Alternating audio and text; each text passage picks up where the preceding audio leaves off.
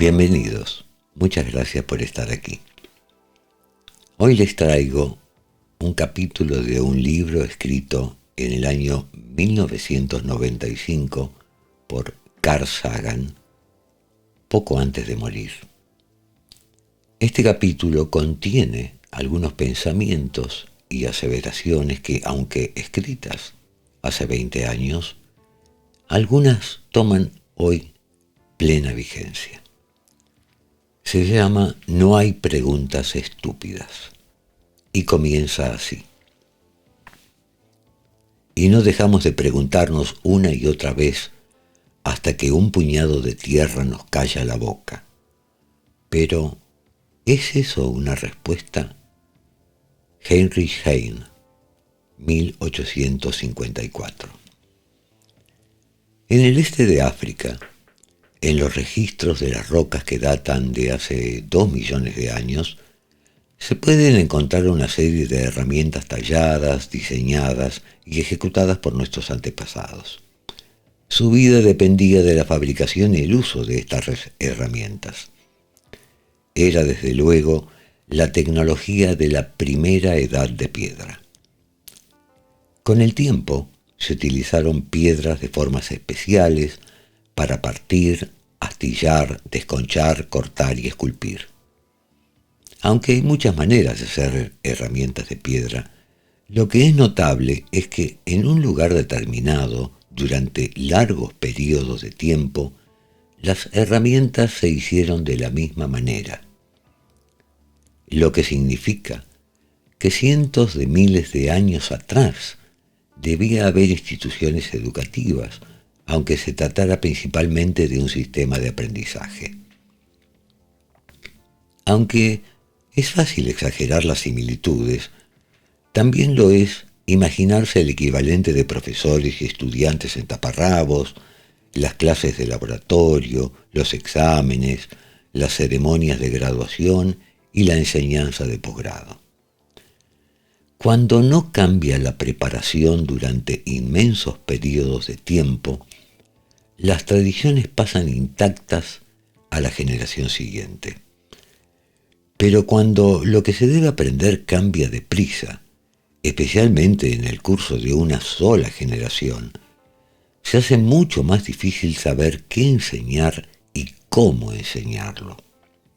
Entonces los estudiantes se quejan sobre la pertinencia de lo que se les explica, disminuye el respeto por sus mayores, los profesores se desesperan ante el deterioro de los niveles educativos y lo caprichosos que se han vuelto los estudiantes.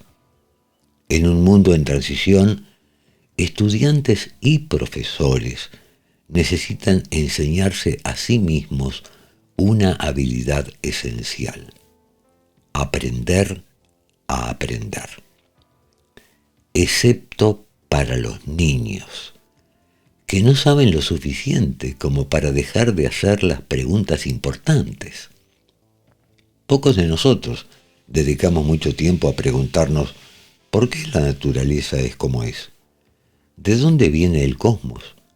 ¿O si siempre ha estado allí?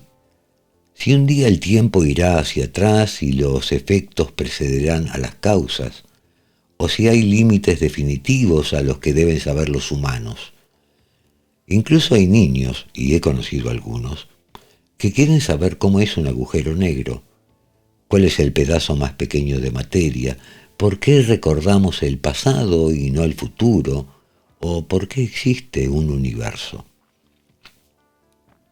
De vez en cuando, tengo la suerte de enseñar en una escuela infantil o elemental. Encuentro muchos niños que son científicos natos, aunque con el asombro muy acusado y el escepticismo muy suave. Son curiosos, tienen vigor intelectual, se les ocurren preguntas provocadoras y perspicaces, muestran un entusiasmo enorme, me hacen preguntas sobre detalles.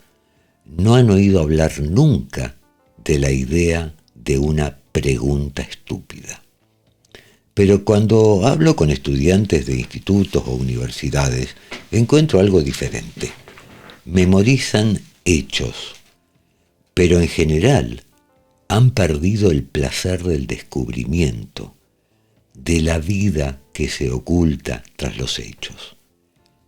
Han perdido gran parte del asombro y perdido el placer del escepticismo. Los preocupa hacer preguntas estúpidas. Están dispuestos a aceptar respuestas inadecuadas. No plantean cuestiones de detalle. El aula se llena de miradas de reojo para valorar segundo a segundo la aprobación de sus compañeros. Vienen a clase con las preguntas escritas en un trozo de papel que examinan subrepticiamente en espera de su turno y sin tener en cuenta la discusión que puedan haber planteado sus compañeros en aquel momento. Ha ocurrido algo entre el primer curso y los cursos superiores. Y no es solo la adolescencia. Yo diría que es en parte la presión de los compañeros contra el que destaca. En parte que la sociedad predica la gratificación a corto plazo. En parte la impresión de que la ciencia o las matemáticas no le ayudan a uno a comprarse un auto. En parte que se espera poco de los estudiantes y en parte que hay pocas recompensas o modelos para una discusión inteligente sobre ciencia y tecnología, o incluso para aprender porque sí. Los pocos que todavía muestran interés reciben el insulto de bichos raros, repelentes o nerds. Pero hay algo más. He visto a muchos adultos que se enojan cuando un niño les plantea preguntas científicas. ¿Por qué la luna es redonda?, preguntan los niños. ¿Por qué el pasto es verde? ¿Qué es un sueño? ¿Hasta qué profundidad se puede cavar un agujero? ¿Cuándo es el cumpleaños del mundo? ¿Por qué tenemos dedos en los pies?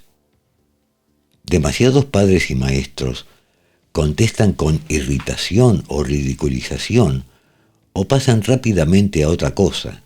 ¿Cómo querías que fuera la luna cuadrada? Los niños reconocen enseguida que por alguna razón este tipo de preguntas enoja a los adultos. Unas cuantas experiencias más como esta y otro niño perdido para la ciencia. No entiendo por qué los adultos simulamos saberlo todo ante un niño de 6 años. ¿Qué tiene de malo admitir que no sabemos algo? ¿Es tan frágil nuestro orgullo? Lo que es más, muchas de estas preguntas afectan a aspectos profundos de la ciencia, algunos todavía no resueltos del todo. ¿Por qué la luna es redonda?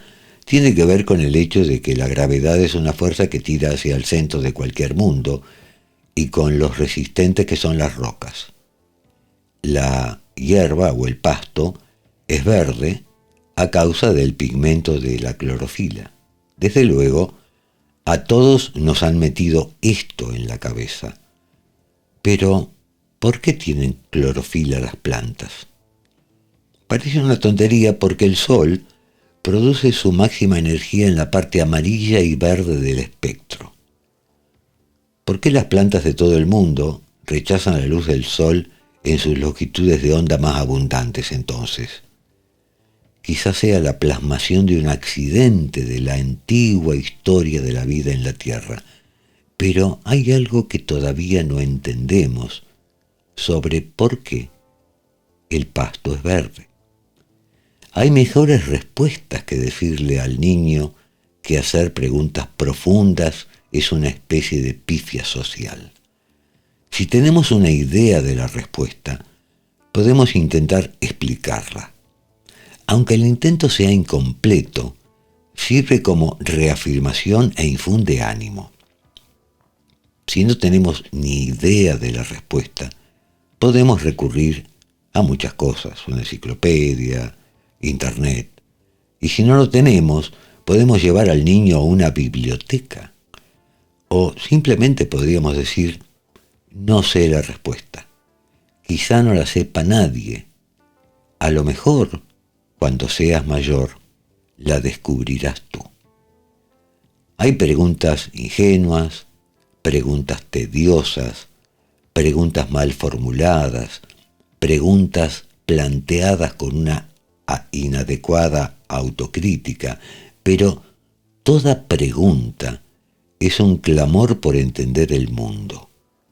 No hay preguntas estúpidas. Los niños listos tienen curiosidad y son un recurso mundial. Se los debe cuidar, mimar y animar. Pero no basta con el mero ánimo. También se les debe dar las herramientas esenciales para pensar. El 63% de los adultos norteamericanos no son conscientes de que el último dinosaurio murió antes de que apareciera el primer humano. El 75% no sabe que los antibióticos matan a las bacterias, pero no a los virus. El 57% no sabe que los electrones son más pequeños que los átomos. Las encuestas muestran que algo así como la mitad de los adultos no sabe que la Tierra gira alrededor del Sol y tarda un año en hacerlo. Dice Sagan: en mis clases en la Universidad de Cornell he encontrado estudiantes brillantes que no saben que las estrellas salen y se ponen por la noche, o ni siquiera que el Sol es una estrella. Debido a la ciencia ficción, el sistema educativo, la NASA y el rol que juega la ciencia en la sociedad, los estudiantes están mucho más expuestos a la percepción copernicana que el humano medio. Una encuesta allá por el año 1990, realizada por la Asociación China de Ciencia y Tecnología, revela que, como en Estados Unidos, no más de las personas en China sabe que la Tierra gira alrededor del Sol una vez al año. Podría ser muy bien, pues, que más de 4 siglos y medio después de Copérnico, la mayor parte de la gente de la Tierra creyera todavía, en el fondo de su corazón, que nuestro planeta está inmóvil en el centro del universo y que somos profundamente especiales. Estas son las preguntas típicas del alfabetismo científico. Los resultados son desmoralizadores, pero ¿qué es lo que miden? La memorización de afirmaciones autoritarias.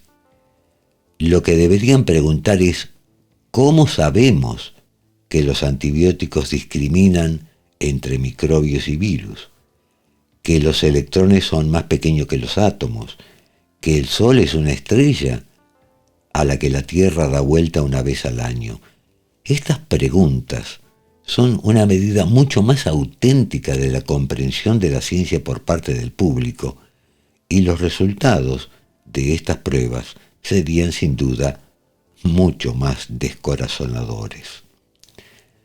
Si se acepta la verdad literal de todas las palabras de la Biblia, la Tierra tiene que ser plana. Lo mismo ocurre con el Corán. Por tanto, declarar que la Tierra es redonda equivale a decir que uno es ateo, por ejemplo. En 1993, la autoridad religiosa suprema de Arabia Saudí, el jeque Abdel Aziz Ibn Baz, emitió un edicto o fatwa declarando que el mundo es plano. Todo el que crea que es redondo no cree en Dios y debe ser castigado. No deja de ser irónico que la lúcida evidencia de que la Tierra es una esfera, reunida por el astrónomo greco-egipcio del siglo II Claudio Ptolomeo, fuese transmitida a Occidente por astrónomos musulmanes y árabes. En el siglo IX bautizaron el libro de Ptolomeo, en el que se demuestra la esfericidad de la Tierra, como el Almagesto, el más grande. He conocido personas que se sienten ofendidas por la evolución, que preferirían apasionadamente ser la obra artística personal de Dios que haber surgido del fango por fuerzas físicas y químicas ciegas desarrolladas por eones. También suelen ser reacios a exponerse asiduamente a las pruebas. La evidencia tiene muy poco que ver con ellos. Creen lo que desean que sea verdad. La prueba más clara de nuestra evolución puede encontrarse en nuestros genes. Pero la evolución, aunque no lo crean, sigue teniendo detractores. Irónicamente, entre aquellos cuyo propio ADN la proclama. En las escuelas, en los tribunales, en las editoriales de libros de texto y en la cuestión de cuánto dolor podemos afligir a otros animales sin cruzar algún umbral ético. Ejemplo, durante la Gran Depresión, los maestros disfrutaban de seguridad de trabajo, buenos sueldos y respetabilidad. Enseñar era una profesión admirada, en parte porque se reconocía que aprender era una manera de salir de la pobreza. Poco de ello es cierto hoy. Y así, la enseñanza de la ciencia y otras se hace demasiado a menudo de manera incompetente o poco inspiradora, y sus practicantes, por asombroso que sean, tienen poca preparación o ninguna en los temas que presentan. Se impacientan con el método y muestran ansias por llegar a los descubrimientos de la ciencia, y a veces son incapaces ellos mismos de distinguir entre la ciencia de la pseudociencia. Los que tienen preparación a menudo consiguen trabajos mejor pagados en otra parte. Los niños necesitan experimentar con sus propias manos el método experimental, en lugar de leer en un libro cosas sobre la ciencia. Se nos puede hablar de la oxidación de la cera de una vela como la explicación de la llama, pero tenemos una sensación mucho más vívida de lo que pasa si vemos arder la vela brevemente en una campana de cristal hasta que el dióxido de carbono producido rodea la mecha, bloquea el acceso al oxígeno y la llama parpadea y se apaga. Se nos pueden explicar las mitocondrias de las células y cómo transmiten la oxidación a la comida, al igual que la llama quemando la vela. Pero es totalmente distinto verlas en el microscopio. Se nos puede decir también que el oxígeno es necesario para la vida de algunos organismos, pero no para otros. Pero empezamos a entenderlo realmente cuando comprobamos la proposición en una campana de cristal totalmente desprovista de oxígeno. ¿Qué hace el oxígeno por nosotros? ¿Por qué sin él moriríamos? ¿De dónde viene el oxígeno del aire? ¿Está asegurado el suministro?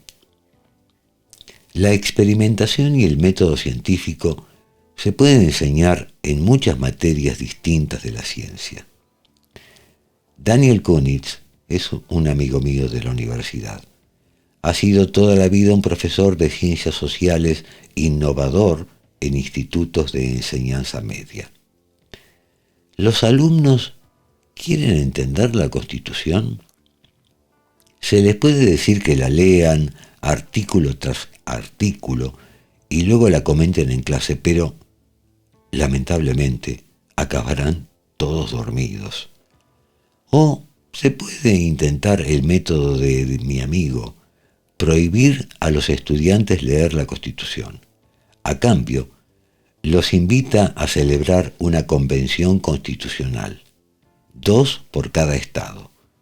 Primero plantea en detalle a cada uno de los equipos los intereses particulares de su estado y región.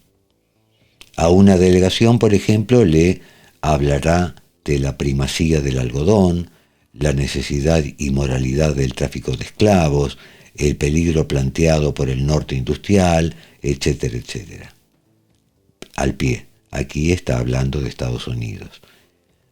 Entonces las delegaciones se reúnen y con un poco de guía facultativa, pero principalmente solos, escriben una constitución a lo largo de unas semanas. Y recién allí leen la constitución de verdad. Los estudiantes han reservado el poder de declarar la guerra al presidente. Sin embargo, los delegados de 1787 lo asignaron al Congreso. ¿Por qué? Los estudiantes han liberado a los esclavos. La Convención Constitucional original no lo hizo. ¿Por qué? Eso exige una mayor preparación de los profesores y más trabajo para los estudiantes, pero la experiencia es inolvidable. Es difícil no pensar que las naciones de la Tierra estarían mejor si todos los ciudadanos se sometieran a una experiencia comparable. Necesitamos más dinero para preparar y pagar a los profesores, para laboratorios, etc. Pero aspectos vinculados a la educación suelen perder la votación. Nadie sugiere que se usen los impuestos de propiedades para engrosar el presupuesto, o los subsidios de agricultura, o para limpiar residuos tóxicos. ¿Por qué solo la educación? ¿Por qué no financiarla con tasas generales a nivel local y estatal? ¿Qué tal una tasa especial de educación para las industrias que tienen una necesidad especial de preparación de trabajadores técnicos? Los niños no trabajan bastante en la escuela. Lo podemos ver reflejado en la estadística de que solo alrededor del 10% de los estudiantes de universidades optan por cursos avanzados. ¿Qué es lo que hace de pronto a la ciencia excesivamente difícil? ¿Qué ha ocurrido con el talento para la ciencia, la innovación técnica y el trabajo duro? La mayoría de los niños no son estúpidos. Parte de la razón por la que no se aplican al estudio es que reciben pocos beneficios tangibles cuando lo hacen. Ser competente, es decir, conocer realmente la materia en expresión verbal, matemáticas, ciencia e historia, hoy en día, no aumenta los ingresos de los jóvenes medios en los 8 años siguientes a su salida de la escuela, y la mayoría se emplean en empresas de servicio y no industriales. Sin embargo, en los sectores productivos de la economía suele ser diferente. Hay fábricas de muebles, por ejemplo, que corren el riesgo de perder el negocio, no porque no haya clientes, sino porque muy pocos trabajadores, al entrar, son capaces de hacer operaciones aritméticas sencillas. Una importante compañía electrónica declara que el 80% de los que aspiran a trabajar en ella no son capaces de superar una prueba matemática de 5º curso. Según algunas estadísticas, incluir a un niño pobre en un programa especial duplica sus posibilidades de conseguir un empleo más tarde en la vida. El que completa un programa tiene 4 veces más posibilidades de conseguir una educación universitaria. Para ser sinceros, sabemos lo que hay que hacer. ¿Y qué pasa con la universidad? Hay una serie de pasos obvios. Mejora de la condición basada en el éxito de la enseñanza y promoción de los profesores en base a la actuación de sus estudiantes en pruebas estandarizadas de doble ciego. Acá se está refiriendo a los profesores y no a los alumnos. Sueldos para los profesores que se acerquen a lo que podrían cobrar en la industria. Más becas, ayudas y equipo de laboratorio, programas imaginativos e inspiradores y libros de texto en que los principales miembros de la facultad tengan un papel principal, cursos de laboratorio como requisito para graduarse y prestar atención especial a los que tradicionalmente se han apartado de la ciencia. También deberíamos animar a los mejores académicos de la ciencia a dedicar más tiempo a la educación pública, libros de texto, conferencias, artículos en periódicos y revistas, apariciones en televisión, y podría valer la pena intentar un primer curso obligatorio sobre pensamiento escéptico y método científico. El místico William Blake miró fijamente al sol y vio ángeles, mientras otros, más mundanos, solo percibían un objeto de las medidas y el color de una guinea dorada. ¿Vio Blake realmente ángeles en el sol o era un error perceptual o cognitivo? No conozco ninguna fotografía del sol que muestre nada de ese tipo. ¿Vio Blake lo que la cámara y el telescopio no pueden ver? ¿O la explicación se encuentra dentro de la cabeza de Blake mucho más que fuera? ¿Y no es la verdadera naturaleza del sol, tal como la revela la ciencia moderna, mucho más maravillosa? No meros ángeles o monedas de oro, sino una enorme esfera en la que pueden caber 1.000.000 de tierras, en el centro de la cual se fusionan núcleos de átomos, el hidrógeno se transforma en helio, la energía latente en el mismo hidrógeno durante miles de millones de años liberada, la Tierra y otros planetas calentados e iluminados, y el mismo proceso repetido 400.000 millones de veces en alguna otra parte de la galaxia o de la Vía Láctea. Los proyectos, instrucciones detalladas y órdenes de trabajo para construir una persona desde la nada ocuparían unos 1.000 volúmenes de enciclopedia si se escribieran en inglés. Sin embargo, cada célula de nuestro cuerpo contiene una serie de esas enciclopedias. Un cuásar está tan lejos que la luz que vemos empezó su viaje intergaláctico antes de que se formara la Tierra. Toda persona de la Tierra desciende de los mismos antepasados, no del todo humanos, del este de África, hace algunos millones de años, lo que nos hace a todos ser primos. Siempre que pienso en alguno de estos descubrimientos, siento un escalofrío de entusiasmo. Se me acelera el corazón, no puedo evitarlo. La ciencia es una sorpresa y una delicia. Reconozco mi sorpresa cada vez que una nave espacial sobrevuela un nuevo mundo.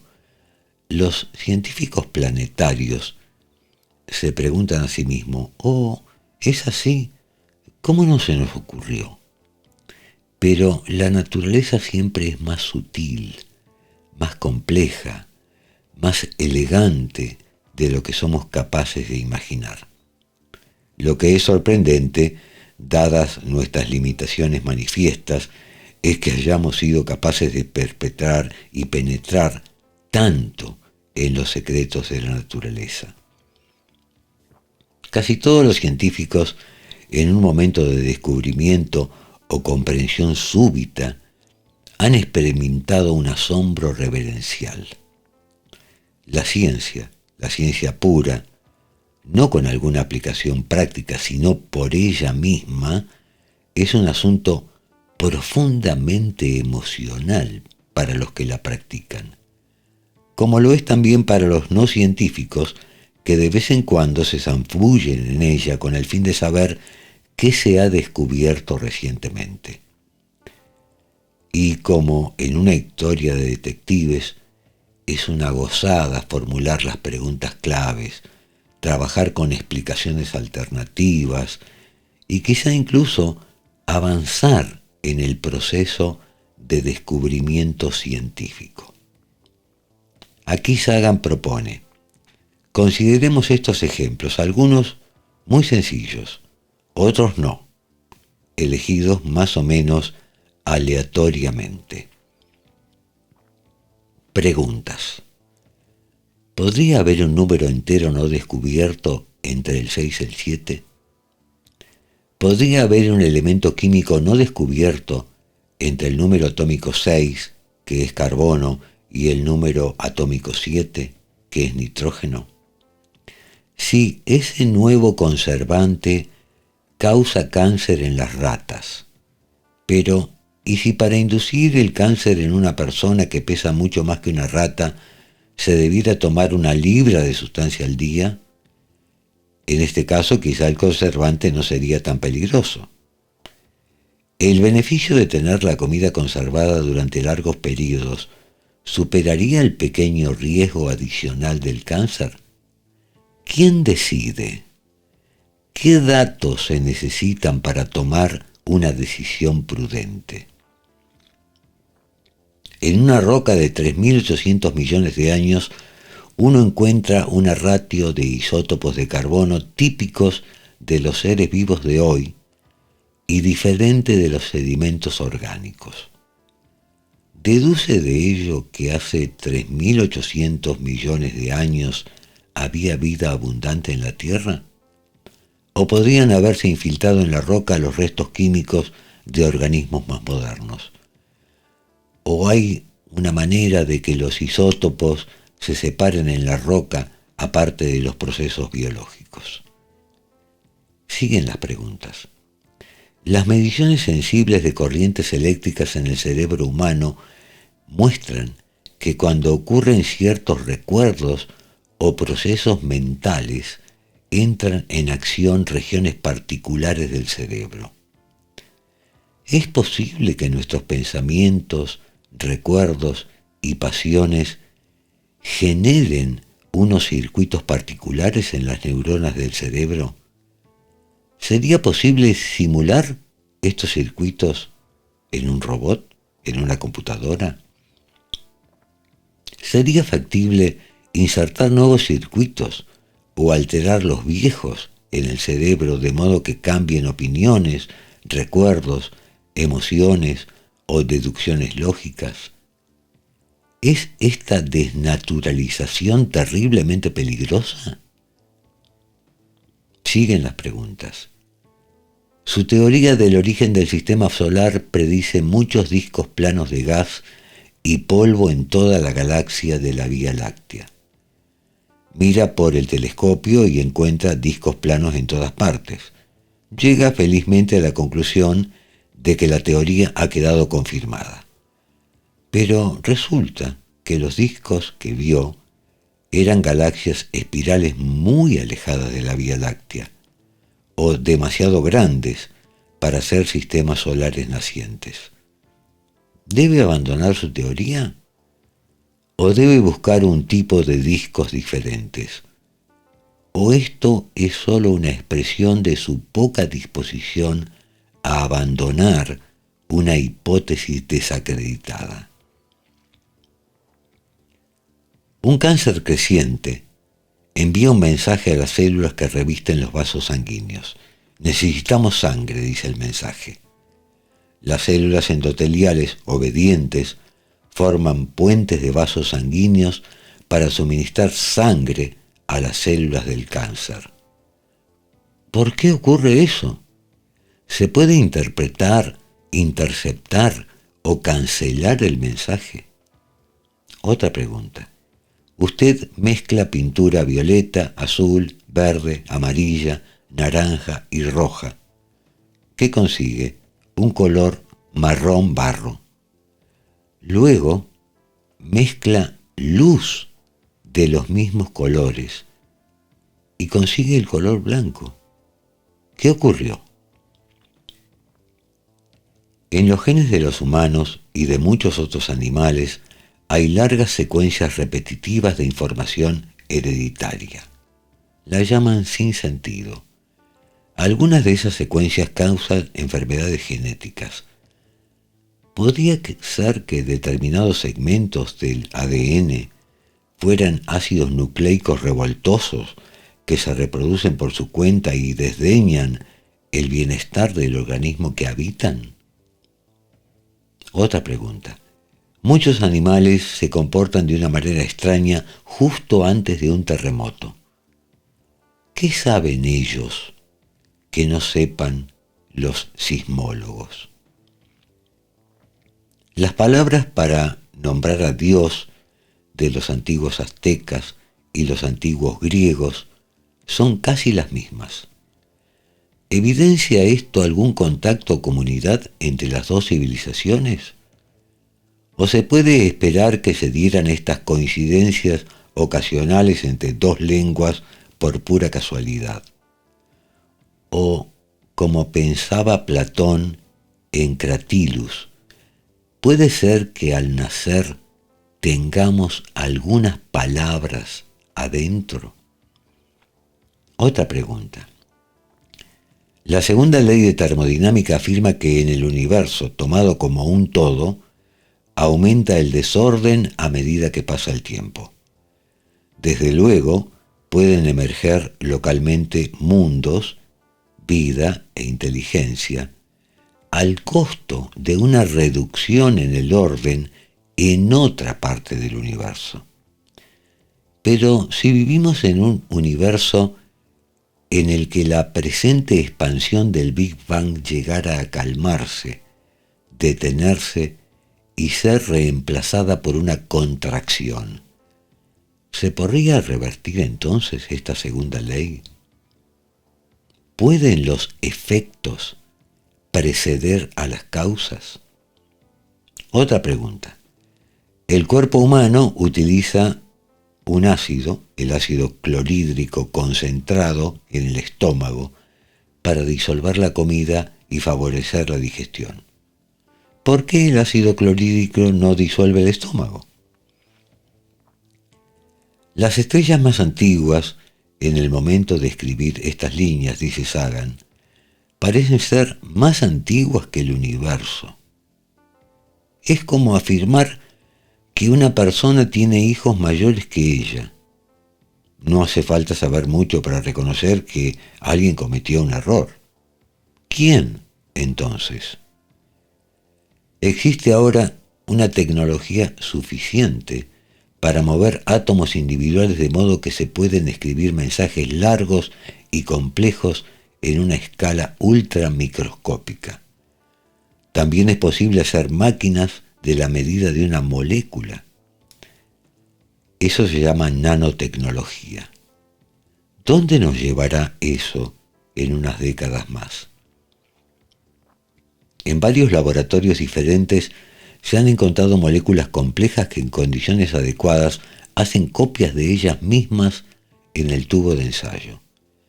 Algunas de estas moléculas, como el ADN y el ARN, están hechas de nucleótidos, otras no. Algunas usan enzimas para acelerar el ritmo de la química, otras no. A veces hay un error en la copia, y a partir de este punto, el error se copia en sucesivas generaciones de moléculas. Así llegan a existir especies ligeramente diferentes de moléculas autorreplicantes, algunas de las cuales se reproducen más rápido y con mayor eficiencia que otras. Son preferentemente las que prosperan. Con el tiempo, las moléculas en el tubo de ensayo se hacen cada vez más eficientes. ¿Estamos empezando a atestiguar la evolución en las moléculas? ¿Qué percepción provoca esto sobre el origen de la vida? Una buena pregunta. Otra, ¿por qué el hielo común es blanco, pero en los glaciares es azul? Se ha encontrado vida muchos kilómetros por debajo de la superficie de la Tierra. ¿Hasta qué profundidad llega? Una leyenda del pueblo Dogon de la República de Mali, según un antropólogo francés, dice que la estrella Sirio tiene una estrella compañera extremadamente densa. Sirio, en realidad, tiene una compañera así, aunque se necesita una astronomía muy sofisticada para detectarla. Por lo tanto, 1. ¿Descendía el pueblo Dogon de una civilización olvidada, poseedora de grandes telescopios y astrofísica teórica? ¿O 2. ¿Fueron instruidos por extraterrestres? ¿O 3. ¿Oyeron algo sobre la pequeña compañera enana de Sirio de un visitante europeo? ¿O 4. ¿Se equivoca el antropólogo francés y en realidad nunca tuvieron esa leyenda? Interesantes preguntas, ¿cierto? ¿Por qué tiene que ser tan difícil para los científicos transmitir la ciencia? Algunos científicos, algunos muy buenos, me dicen que les encantaría hacer divulgación, pero que no tienen talento para ello. Dicen que saber y explicar no es lo mismo. ¿Cuál es el secreto entonces? Yo creo, dice Sagan, que solo hay uno. No hablar al público en general como uno lo haría con sus colegas científicos. Hay términos que transmiten su significado al instante y con precisión a compañeros expertos. Uno puede encontrarse esas frases todos los días en el trabajo profesional, pero solo sirven para confundir a una audiencia de no especialistas. Entonces, utilice el lenguaje más sencillo posible. Por encima de todo, recuerde lo que pensaba usted antes de entender lo que está explicando. Recuerde los malos entendidos en los que estuvo a punto de caer y señálelos explícitamente. Mantenga en mente con firmeza en que hubo una época en la que no entendía nada de todo esto. Recapitule los primeros pasos que lo llevaron de la ignorancia al conocimiento. Nunca olvide que la inteligencia natural está distribuida en nuestra especie. Ciertamente, es el secreto de nuestro éxito. El esfuerzo necesario es poco y los beneficios son muchos. Entre los escollos potenciales está el exceso de simplificación, la necesidad de ahorrar calificaciones y cuantificación, dar un mérito inadecuado a los muchos científicos implicados y trazar distinciones insuficientes entre analogía útil y realidad. Sin duda, deben buscarse soluciones de compromiso. Cuanto más presentaciones de este tipo hace uno, más claro ve cuál de ellas funciona y cuál no. Hay una selección natural de metáforas, imágenes, analogías y anécdotas. Con el tiempo uno encuentra que puede llegar casi a cualquier parte si camina por un sendero bien pavimentado que el público común pueda recorrer. Y luego puede adaptar las presentaciones a las necesidades de cada público determinado. Como algunos editores y productores de televisión, hay científicos que creen que el público es demasiado ignorante o estúpido para entender algo, que la empresa de la divulgación es fundamentalmente una causa perdida, o incluso que equivale a la confraternización, sino a la contribución directa con el enemigo. Entre las muchas críticas que podrían hacerse de esta opinión, junto con su arrogancia insufrible y su ignorancia de toda una serie de ejemplos, es que solo sirve de confirmación personal. Y para los científicos y productores o editores implicados, es contraproducente. El apoyo a gran escala del gobierno a la ciencia, no se crean que es relativamente antiguo. A partir de la Segunda Guerra Mundial comenzó a hacerse. Sin embargo, el mecenazgo de científicos por parte de ricos y poderosos es mucho más antiguo. Desde el final de la Guerra Fría se hizo prácticamente imposible seguir jugando determinadas cartas para obtener fondos. Creo que, en parte solo por esta razón, la mayoría de los científicos se sienten ahora cómodos con la idea de popularizar la ciencia.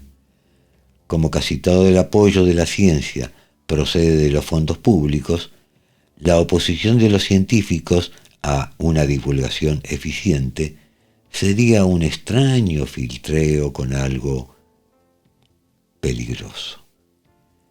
Es más probable que el público apoye lo que entiende y lo que aprecia. Y aquí dice Sagan, no me refiero a escribir artículos para Scientific American, por ejemplo, revista que leen los estudiantes de la ciencia y científicos de muchos campos. Tampoco hablo solo de dar cursos de introducción a no licenciados. Hablo de los esfuerzos por comunicar la sustancia y enfoque de la ciencia en los medios de difusión, revistas, radio, televisión, diarios, en conferencias para el público en general y en libros de texto de la escuela elemental, media y superior. Desde luego, la divulgación debe seguir unas pautas de valoración determinadas.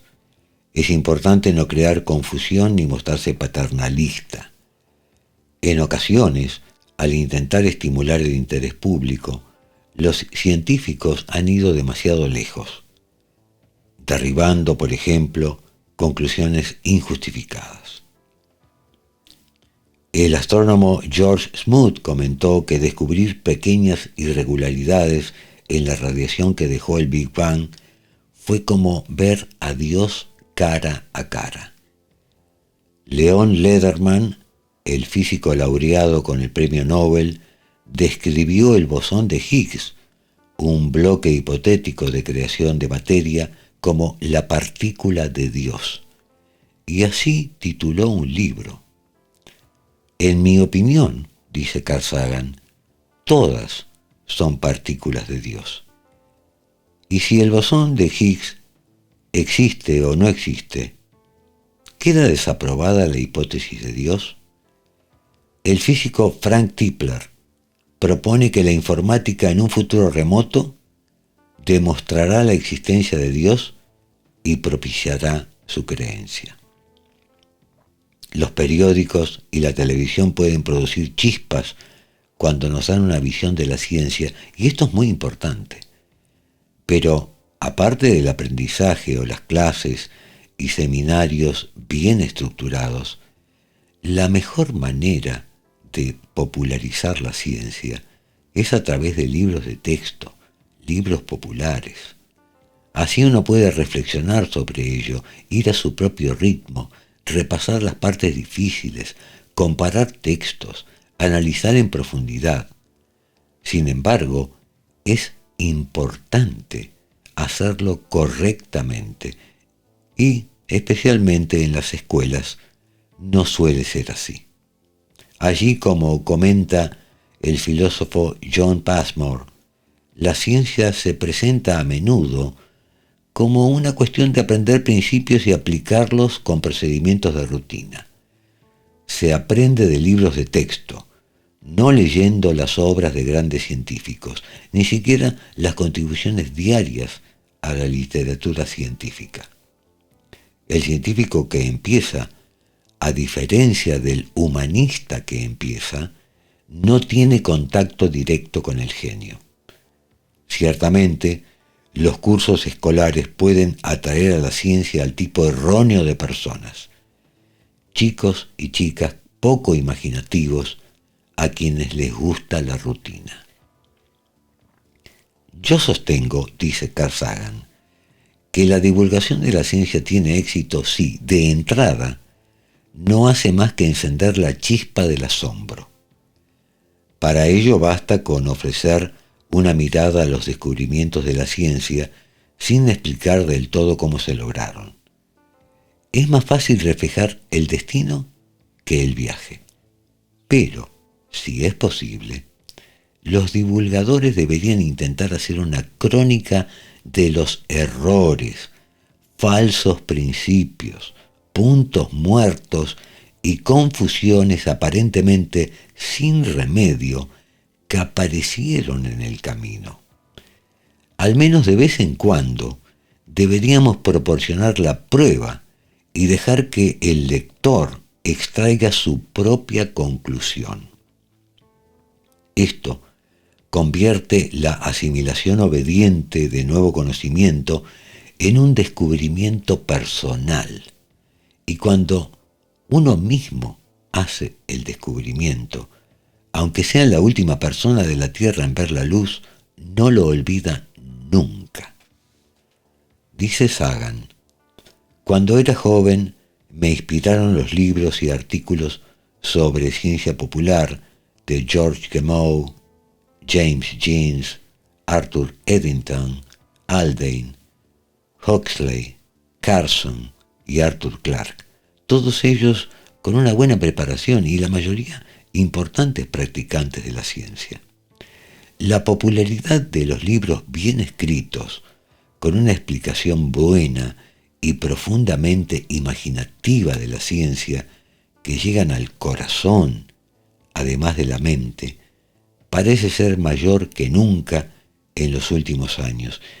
Y tampoco tiene precedentes el número y diversidad disciplinar de los científicos que escriben estos libros. Entre los mejores divulgadores científicos, dice Sagan, se me ocurren Stephen Jay Gould, Wilson, Lewis Thomas, Richard Dawkins en biología, Steven Weber. Nombra muchos más en este capítulo de su libro. Isaac Asimov escribió con capacidad acerca de todo, y aunque exige saber cálculo, la popularización de la ciencia más provocadora, excitante e inspiradora de las últimas décadas me parece el primer volumen de las conferencias de introducción a la física de Richard Feynman. A pesar de todo, está claro que los esfuerzos actuales no son proporcionales en absoluto con el bien público. Y desde luego, si no sabemos leer, no podemos beneficiarnos de estas obras por muy inspiradoras que sean. Me gustaría que rescatásemos al señor Buckley y a millones como él. También me gustaría que dejásemos de producir estudiantes poco curiosos, carentes de espíritu crítico y de imaginación. Nuestra especie necesita y merece una ciudadanía con la mente despierta y abierta y una comprensión básica de cómo funciona el mundo. Sostengo que la ciencia es una herramienta absolutamente esencial para toda sociedad que tenga la esperanza de sobrevivir hasta el próximo siglo con sus valores fundamentales intactos. No solo la ciencia abordada por sus practicantes, sino la ciencia entendida y abrazada por toda la comunidad humana. Y si eso no lo consiguen los científicos, ¿quién lo hará? Carl Sagan, El mundo y sus demonios, 1995.